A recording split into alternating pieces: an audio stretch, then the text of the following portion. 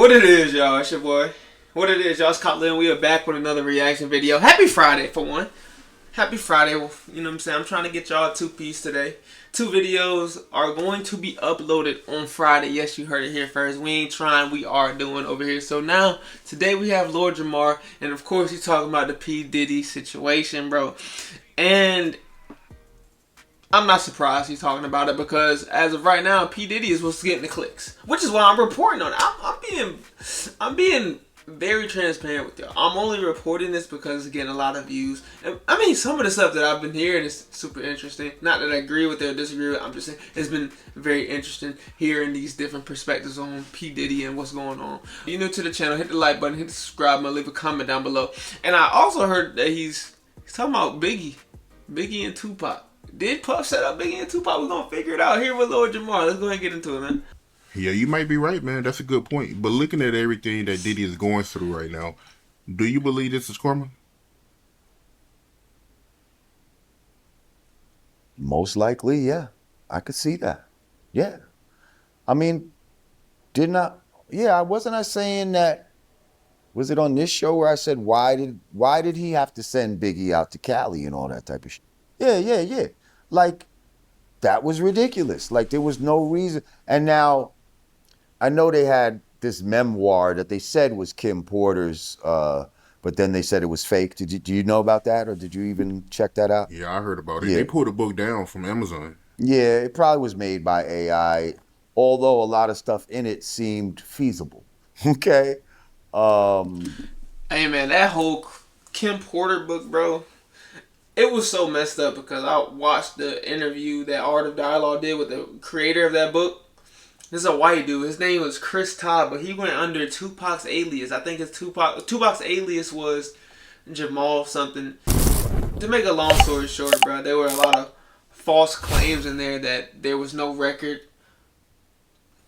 or no structural evidence to prove what was being said in that book was true, which is why they took it down for Amazon. The whole interview is on Art of Dialogue. He has it here, bro. Dude is fire with the interviews. I'm going to say that. But yeah, that whole book is complete. Well, I'm not going to say completely false, but a lot of it was false from what I understood. And one of the things that they were saying in there was that, you know, he was mad at Big and, you know, because Big wanted to make his own label and he was saying he couldn't protect them and all this type of shit. And it was almost sounding like what I was saying. You know what I mean? Like, why would you send that man out there knowing the fucking climate unless you lightweight was setting them up? Like, you know what I mean? Like, man, that's so crazy. I don't know, man. I don't know. I mean, I have some personal experience with that. Not to say that Puff would have manipulated Biggie like that, but I remember when I was leaving my job, bro, and one of the main points that my managers had for me to stay at the job, or the main reason why I should stay at my job, according to them, was because of my health insurance and my health benefits. They try to pin you up by using things that they've done for you in the past to say, hey, you shouldn't leave us because of these situations. Biggie Smalls was trying to leave Puff's instruction. He was trying to leave his company and start his own. And Puff was like, bro, you can't do that. Allegedly, we don't know if this is true or not, but Puff, from what Lord Jamar is saying, is like, yo, you can't do that. How am I going to keep you protected? You know the West Coast goons out there, they ready to murder you. They ready to do something to you. And me being your boss, if you leave me, I can't help you at all from there. And I guess Big wasn't having it. Big was still trying to be independent, and he allegedly was set up by Puff. From what Jamar saying, I'm not saying I believe this, but this is my interpretation of what's going on. Them up, like, you know what I mean? Like, so I don't know, man. I don't know. But yes, this absolutely could be karma for all the bullshit, all the publishing you stole, all the bullshit that you've done to hip hop. Like, you must understand that he took a dope ass street group like the Locks and tried to put them in the shiny suits. Well, he did put them in the shiny suits, and it almost killed their careers. If they wouldn't, He trying to put the Locks in the shiny joints, bro. That's crazy. I feel like every single Puff every single music video that has anything to do with Bad Boy Entertainment or Puff, there's gonna be someone in some damn shiny suits, bro. I was just watching More Money, More Proud. I don't. For what I did do a reaction to. If you haven't watched it, go ahead and watch it. Now, you know what I'm saying? They doing all this. They doing the dance moves in shiny aluminum foil suits. I don't understand that. I never understood that. It's funny. It's funny because, you know, Puff, it kind of fits his character to wear something shiny. He's a dancer, you know what I'm saying? Bro, he's very energetic. But when you got gangster rappers like Locks, why the hell are they wearing these aluminum foil suits? It don't make sense. Shiny suits. And it almost killed their careers if they wouldn't have got away from him. But he tried to do that to hip hop as a whole. And he was one of the people that were instrumental in handing the keys over to the vultures and turning hip hop into a materialistic, just debauchery-based genre. Okay. Let me pause right here. So, from what I'm understanding here is that Puff was making an attempt to soften up hip hop. And during this attempt to soften up hip hop, he would do things such as he danced a lot in his music videos. We know during this time there's a lot of gangster rap going on. Like the late 90s, early 2000s. We know a lot of gangster rap was going on. So to see Puff dancing and shit in music videos was something that wasn't really common in music during that time period. So I guess Jamar saying he's softening hip hop up a little bit to make it more global as opposed to just the United States. And I get why Puff would want to do that because that expands his business in a way. But it could potentially lead to more vultures being let inside of the community, the hip hop community, which it has, man. We have people like Vlad who have successfully destroyed individual black artists by allowing them to come on his platform and talk about things that shouldn't be talked about. If you don't know about that, you can look that up anyway. But I think that softening hip hop up by adding some type of what would you call it? Different characteristics of hip hop. We know hip hop is known for gangster rap, selling drugs, all that other stuff. So that Puff gesture wasn't the worst, but it also allowed for other things. And we didn't have our guard up apparently. Botchery We didn't have based it. We didn't. Genre. He also helped to take away the integrity of hip hop by when he went from an executive to a rapper. Who the did that before? Like, this dude did not rap at all prior to this. And he decided, you know what? I got enough money. I got enough arrogance in myself. I'm behind the scenes. I know how to push the button on an artist. I could push the button on myself. Why don't I just be a fucking artist? Yeah, I know one of the criteria of hip hop. A real MC has to write his own rhymes. That hip hop shit. How about making money? I'll just get niggas to write my rhymes. Okay. I see his. I think from him being a previous rapper, a rap legend, a veteran, he has different feelings toward letting individuals in the rap game because he understood the struggle of becoming a successful rapper. He looks at Puff as if, yo, you were an executive, you had control over popular rappers, popular artists, and to flex your power like that it's not fair. It's unfair. It's kind of like a lot of people compare that to the LeBron James and the Bronny situation. LeBron is not an executive by any means, but he's one of the most successful basketball players that we have ever seen. And he brought his son up to this position. So, is that a bad thing though? We see it happen every day. We see companies being ran by individuals who we know don't deserve those positions. Let's be honest. We see this every day. Is it a bad thing? Let me know how y'all feel about it in the comment section. I do agree with the fact that we should gatekeep hip hop to an extent, but honestly, I don't care that much. I wouldn't look at Puff and say, oh, he was an executive, now he's a rapper. Why the hell would he do that? Yada, yada, yada. All I know is the songs that Puff and I really like. More Money, More Problems. He got some songs with Mace. Is it that big of a deal? Let me know how y'all feel in the comments. It needs to make these beats and take the credit for it. Like, all of that adds to his karma too, bro. Not just, you see what I'm saying? Like taking hip hop down a certain road that he helped take it down. Now you got to pay for that too, bro. You got to pay for that too. Real talk. And speaking of that, Little Kim, you feel like she a plant, right? I mean, they could be. That whole, again, they push the button on certain people for a certain reason. You know what I mean? Little Kim, I said, she was like, almost like the grandmother of what you see today in these female rappers. Dang. As far as grandmother's crazy. Over sexualized and just all about I'm taking money and fucking he can eat my pussy and all this fucking shit. Like, she was one of the first ones to do that. Like, you know what I mean? He said Lil' Kim birthed the Meg Thee Stallions, the Lottos, the Ice Spice. No, I think all those artists can rap. I think Lotto, Meg Thee Stallion, they're great rappers, but the content of what they're rapping about is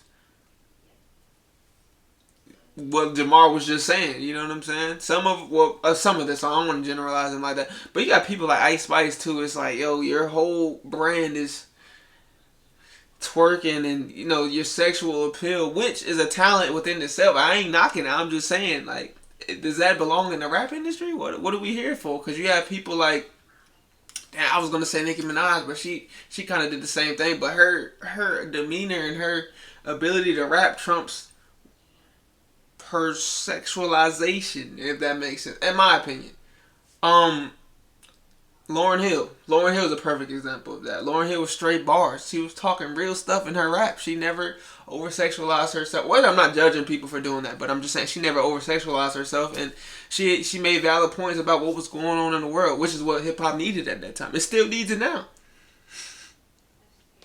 We got to be aware of these types of things, bro. We got to be aware, man. I think hip-hop is going down a shallow road, which Lord Jamar is pointing out, and I agree with him in that sense. But hey, what can you say about it? You can say what you want, but what can you do is the question. And all this like, she was one of the first ones to do that. Like, you know what I mean? And then everybody else seemed like they try to use her blueprint. Like Nicki Minaj took the Little Kim blueprint and just made it go further.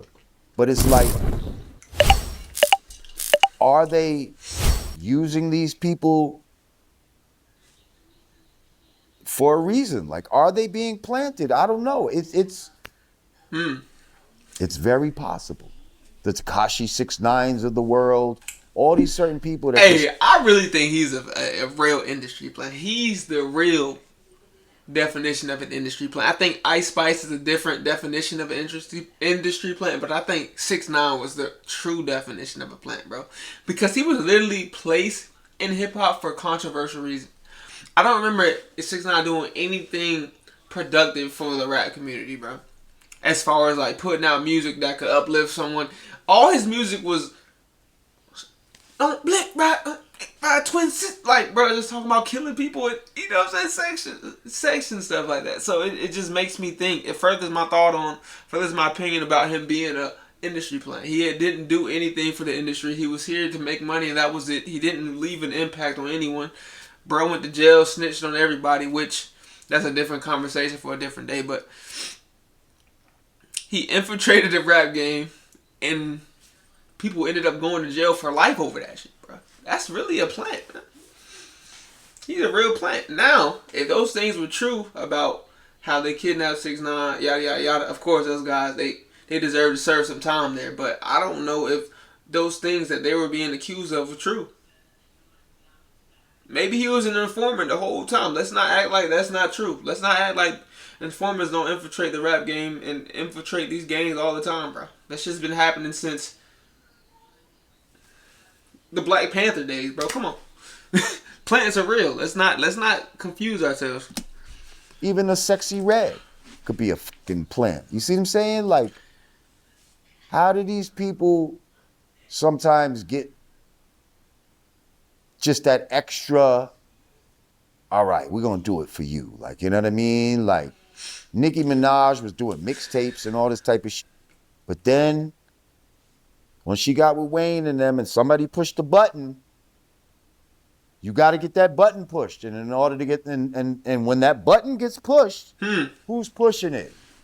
Who's allowing it? I don't know, bro. I think my opinion is pretty biased, though. I hear what Jamar's saying, and I think that may apply to a lot of different artists in today's game, right? But I think Nicki Minaj might be the anomaly in this situation because Nicki Minaj actually, she's one of them ones. Her rapping ability is crazy. And when she came on the scene, she was doing something that, like he said, she followed the Lil' Kim molding to an extent, but she added her different swag to it, bro. She was the Black Barbie, man. That was her whole brand. Now Lil' Kim had that, but Nicki Minaj amplified it for sure. Nicki Minaj amplified it for the better. But shit, man, I don't know. I'm just trying to think of different archetypes of rappers or female rappers, right? Because we can name, you have J. Cole, you have Lil Durk, you have Young Thug, you have Kendrick Lamar. Through those four rappers, you can group them in two different archetypes of rappers, right? J. Cole, Kendrick are more of the, what would you call it, substance rappers, and Thug and whoever, Lil Durk, are more of the gangster rappers. You know what I'm saying? But in the female rap artist group, who can you name that follow under the female, the Lauryn Hills of the female rap game? You can't really name any. I can't name more than, let me see who talks about things like Lauryn Hill did. Drop some people in the comment section, bro. Drop some mainstream female rap artists that do or talk about the things that Lauryn Hill was talking about. You can't. It's impossible. It's impossible, bro. They all talk about the same shit. But what sells, right? You can't be mad at it, bro. And when that button gets pushed, who's pushing it? Who's allowing it to get pushed? Who do you have to talk to push the button? And once the button's pushed, is that being a plan? You see what I'm saying? Is it? Even if you feel like you might have started out paying your dues, but at some point, somebody implanted you in your place to be as big as you are. You know what I mean? Yeah, that's facts. But I mean, once you really think about it, bro, I think a plant is defined by someone, an entity that is progressed, advertised, backed up by a higher power. Like, if I were to get signed today to, I don't know, let's say QC, and I was doing alright for myself. I was dropping mixtapes. I had a nice little hit single or whatever. I did that by myself. But once they started putting the correct marketing into me, maybe they started paying for my music videos. Maybe they started setting me up with interviews. Maybe they put me in a commercial, movie, TV show at that point. Would I be considered a plant? Because I'm kind of confused on the concept of an industry plant now. Jamar he brought in a different perspective of it that I wasn't aware of. I thought a plant was literally just placed here to do one thing, and that was to milk out the hip hop industry and leave. And that's what I thought a plant was. But to Jamar, it's someone who has the financial backing of a higher up. I feel like wouldn't all artists in that asset be considered plant? I don't know, bro. I guess there's someone who they give the extra budget to, a random person that they give the extra budgeting to. I'm kind of confused on that. So if you could clarify those things for me, let me know in the comment section, bro. We just trying to have convo on this great Friday, man. If you enjoyed the video, if you enjoyed my reaction, hit the like button, hit the subscribe button, leave a comment down below of what I should react to next. Make sure you love yourself. Nobody way out. Peace. It's your Grease.